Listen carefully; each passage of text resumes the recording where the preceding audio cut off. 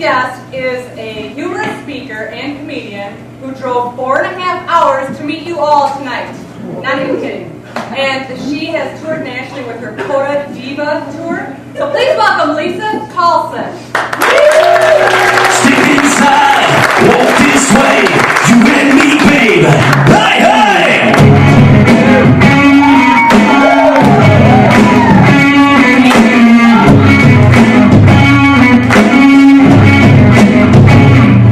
I can go home now. I'm so honored to be here in Crosse. This is amazing. People are beautiful. And lady I met in the restroom, you know who you are.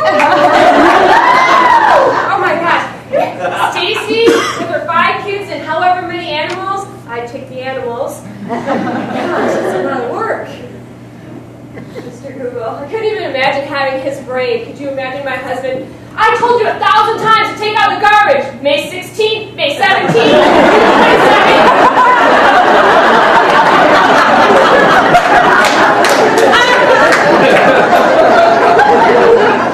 And the plumber guy? Yeah, I'm calling you from Manitowoc. I got some pipes to straw. So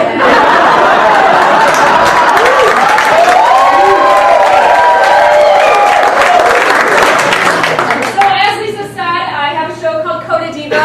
Probably means nothing to you, so let me break it down. CODA is an acronym. I was born an acronym. Children of Deaf Adults. So both of my parents are deaf. And Diva, well, Diva. My parents and I grew up in Detroit. Well, I grew up, they raised me. And interesting life, a lot of questions, a lot of different situations. Like when we would go to the restaurant, we'd be seated. They'd give us the menus. They were in Braille. My parents are deaf. Interesting thing about the menus, though, they had pictures on them. I didn't understand that. Here's your hamburger. Braille. A lot of questions I was asked. How did you learn how to talk? Both of your parents are deaf? Yes. Both of them? Yes. Different things like that. I still get this question. Maybe it's one of yours. So your parents are deaf? Yes. So can they have children?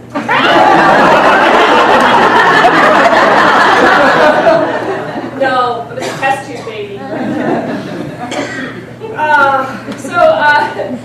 From there, I kind of escaped the deaf life. I used sign language, but it's kind of weird, and I had a lot of stuff to do when I was a kid. Probably not your normal childhood adventures, interpreting doctor's appointments and insurance and lawyers. I mean, I could talk to anybody at the age of 6. So then after I explored life, I decided to get married. My husband is also deaf. And, there's a lot of contrast between having your parents that are deaf and your husband that's deaf. Growing up, my parents called me from their wonderfully cued speech after several years of saying ahs and ohs, Lisa! So I come running, they say, clean your room. Make your bed. Take care of this. Sure, I was a good girl. I would do that. Where's my husband? I don't really have to listen to him, do I?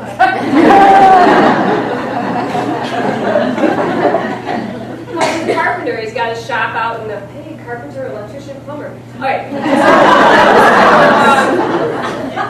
He has a shop out in the garage, and one day I was on the computer. I'm a little bit of a Facebook addict. And he calls out, and he's like, probably wants me to hold some plywood or something. And he calls out for me, and I'm clicking away, and I'm like... So I hear him walking in, and he walks over, and he's like, I called you. Yeah, I know. I can hear. And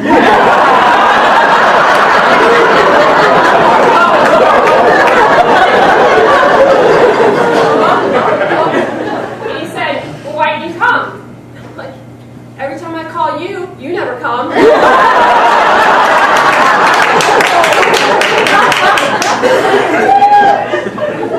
Growing up at my mom's house and down at Dad's house, we had the old lights. I mean, you would never look at your light switch and think it would be something you would bring up when you're 39 years old. But we had the little flicking lights, just a little flick, flick. My mom would be downstairs. I need her attention, flick, flick. She'd come to the stairs, and I'd tell her I'm going to my friend's house.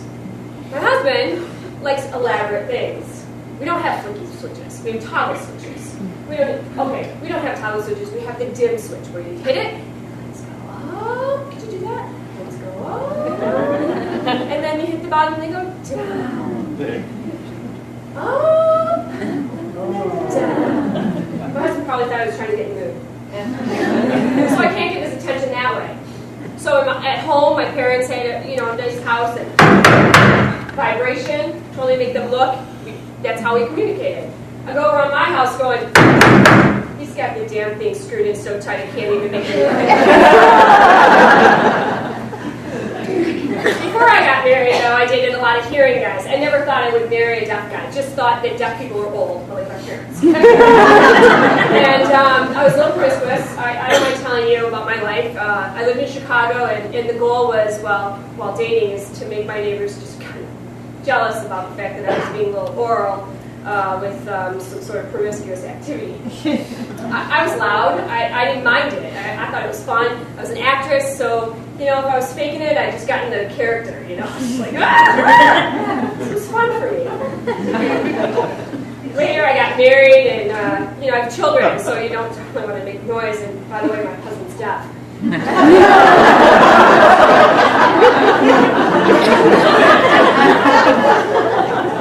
not saying I ever faked it, really. I'm never going to say that. But if I was, if I did, while with my husband, this is really what it would look like.